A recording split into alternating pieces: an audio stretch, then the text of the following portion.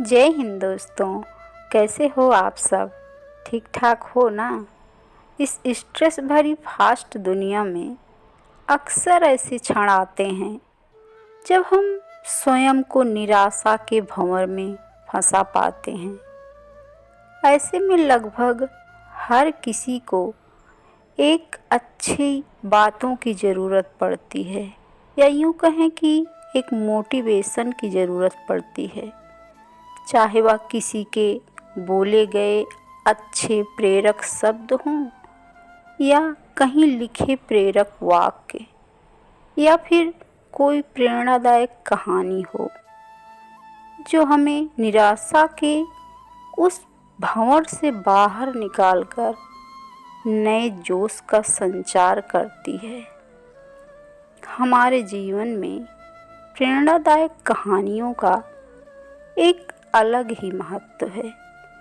आज मैं आपको ऐसी ही प्रेरणादायक कहानियाँ सुनाऊंगी। कहानी शुरू करने से पहले आप चैनल को सब्सक्राइब कर लें, नहीं तो आप कहानी में डूब जाएंगे तो सब्सक्राइब करना भूल जाएंगे। मोटिवेशनल स्टोरी यानी ऐसी कहानी जिसे पढ़कर या सुनकर हमारे अंदर जागरूकता आ जाती है, हमारा मन प्रफुल्लित हो जाता है, या मुश्किलों के सामने लड़ने की ताकत आती है। हर किसी के जीवन में मुश्किलें आती हैं, परंतु हमें कभी भी हार नहीं माननी चाहिए। मैं इस कहानी के माध्यम से आपको एक ऐसी सीख दूंगी जो आपको ज़रूर सफल बनाएगी। एक समय की बात है, एक राज्य में एक प्रतापी राजा राज्य करता था। एक दिन उसके दरबार में एक विदेशी व्यक्ति आया और उसने राजा को एक सुंदर सा उपहार में पत्थर दिया। राजा वह पत्थर देखकर बहुत प्रसन्न हुआ।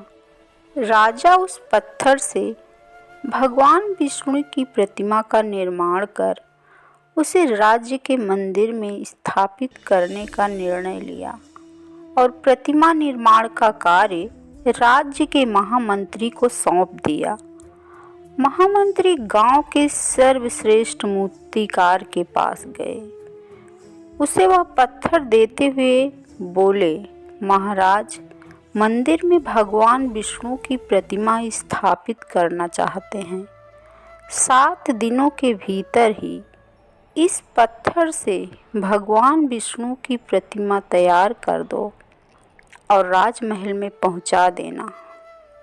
इसके लिए तुम्हें 50 स्वर्ण मुद्राएं दी जाएंगी। 50 स्वर्ण मुद्राओं की बात सुनकर मूर्तिकार खुश हो गया और महामंत्री के जाने के उपरांत ही प्रतिमा का निर्माण कार्य प्रारंभ करने के उद्देश्य से अपने औजार निकाल लिए और अपने औजारों में से उसने एक हथौड़ा लिया और पत्थर तोड़ने के लिए उस पर हथौड़े से वार करने लगा, किंतु पत्थर जस का तस रहा। मूर्तिकार ने हथौड़े के कई वार पत्थर पर किए, किंतु पत्थर नहीं टूटा। बहुत बार प्रयास किया, बहुत बार, 50 बार प्रयास करने के उपरांत भी मूर्तिकार ने अंतिम बार प्रयास करने के उद्देश्य से हथौड़ा उठाया, किंतु यह सोचकर हथौड़े पर प्रहार करने के पूर्व ही उसने हाथ खींच लिया कि जब 50 बार वार करने से पत्थर नहीं टूटा तो अब क्या टूटेगा। वह पत्थर लेकर वापस महामंत्री के पास गया और उसे यह कहकर वापस कर आया कि इस पत्थर को तोड़ना नामुमकिन है, इसलिए इससे भगवान विष्णु की प्रतिमा नहीं बन सकती। महामंत्री को राजा का आदेश हर स्थिति में पूर्ण करना था।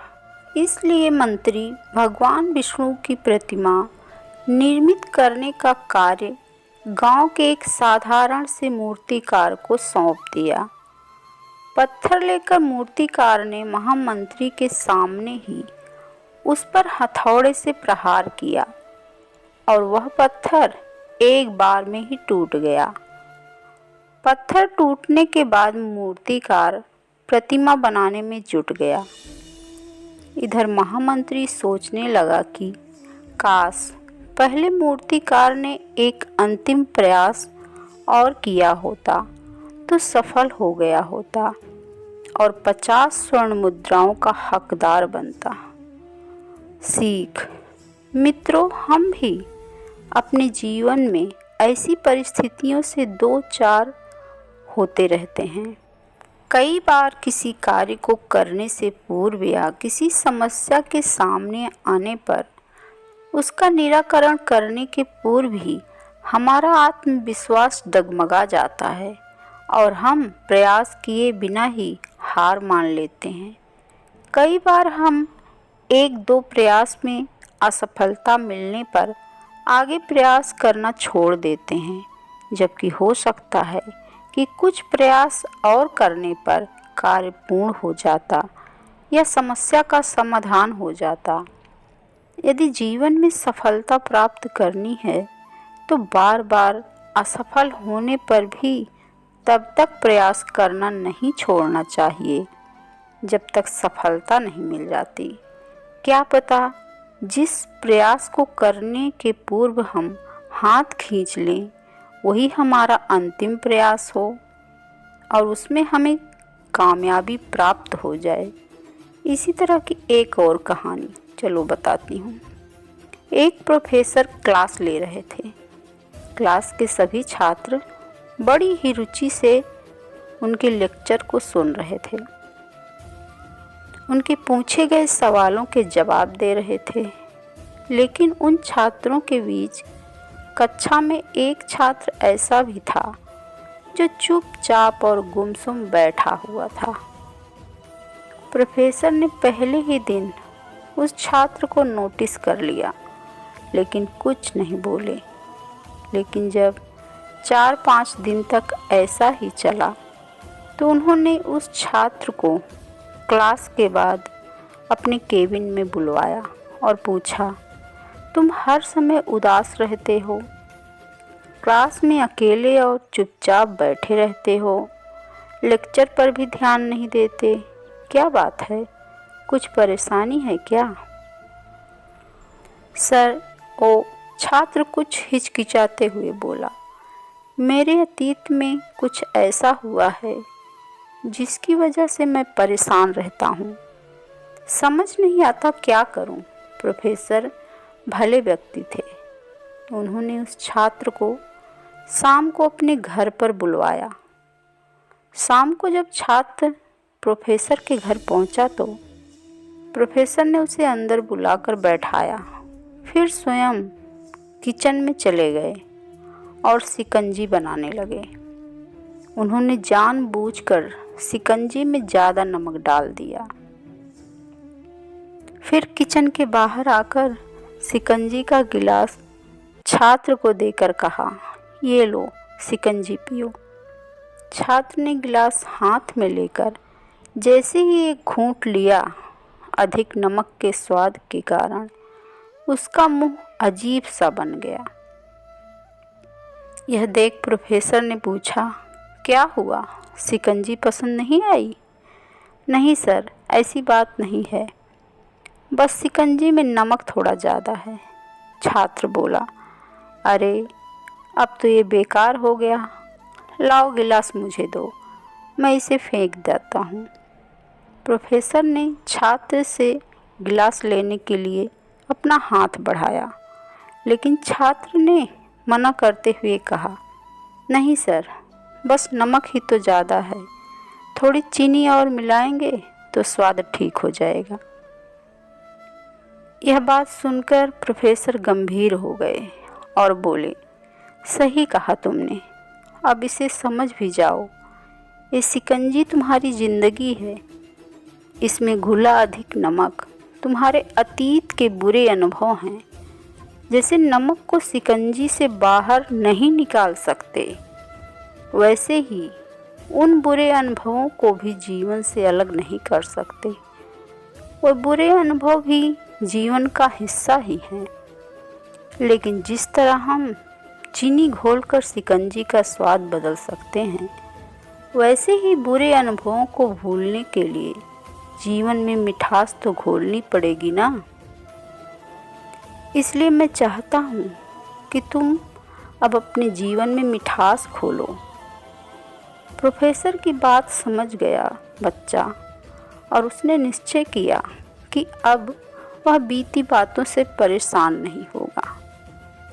सीख: जीवन में हम अक्सर अतीत की बुरी यादों और अनुभवों को याद कर दुखी होते रहते हैं। इस तरह हम अपने वर्तमान पर ध्यान नहीं दे रहे होते हैं और कहीं न कहीं अपना भविष्य बिगाड़ लेते हैं। जो हो चुका उसे सुधारा नहीं जा सकता, लेकिन कम से कम उसे भुलाया तो जा सकता है। और उन्हें भुलाने के लिए नई मीठी यादें हमें आज बनानी होंगी। जीवन में मीठे और खुशनुमा लम्हों को लाइए, तभी तो जीवन में मिठास आएगी, है ना। चलिए फिर एक और कहानी सुनाती हूँ। अपने शोध के दौरान एक समुद्री जीव विज्ञानी ने पानी से भरे एक बड़े टैंक में शार्क को डाला। कुछ देर बाद उसने उसमें कुछ चारा मछलियाँ डाल दी। चारा मछलियों को देखते ही शार्क तुरंत तैरकर उनकी ओर गई और उन पर हमला कर उन्हें खा लिया।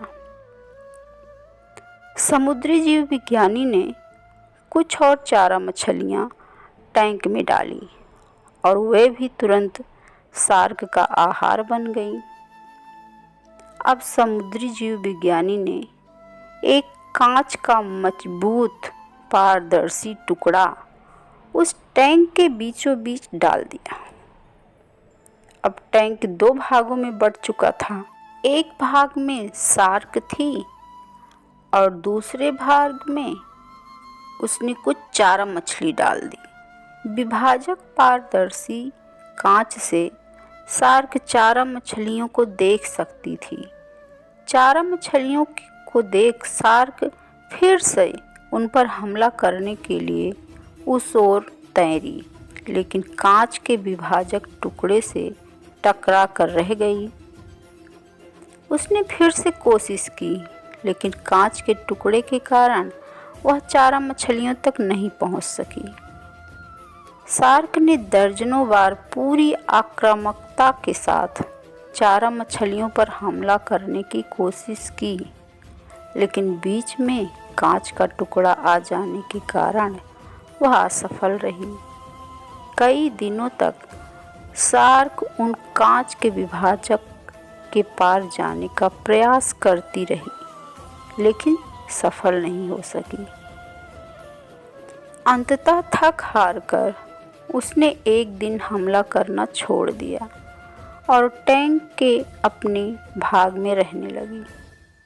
कुछ दिनों बाद समुद्री जीव विज्ञानी ने टैंक से वह कांच का विभाजक हटा दिया, लेकिन शार्क ने कभी उन चारा मछलियों पर हमला नहीं किया, क्योंकि एक काल्पनिक विभाजक उसके दिमाग में बस चुका था और उसने सोच लिया था कि वह उसे पार नहीं कर सकती।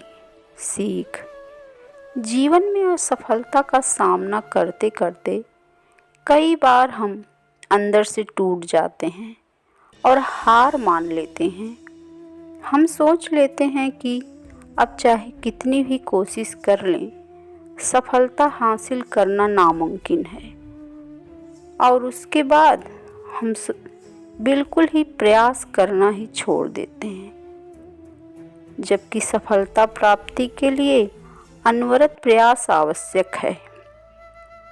परिस्थितियाँ बदलती रहती हैं, इसलिए अतीत की असफलता को दिमाग पर हावी ना होने दें और पूरी लगन से फिर मेहनत करें। सफलता आपके कदम चूमेगी। सफलता पाने के लिए जीवन में अनवरत प्रयास करते रहो। सफलता तो मिलकर ही रहेगी, जाएगी कहाँ। हिम्मत मत हारो, बिल्कुल आप सफल होंगे। उस ऊंचाई तक ज़रूर पहुंच जाएंगे जहां आप पहुंचना चाहते हैं। दोस्तों, आपको यह कहानियाँ कैसी लगी कमेंट करके ज़रूर बताइएगा, जिससे मेरा मनोबल बढ़े और मैं आप लोगों के लिए नई नई कहानियाँ लाने का प्रयास करती रहूं। धन्यवाद।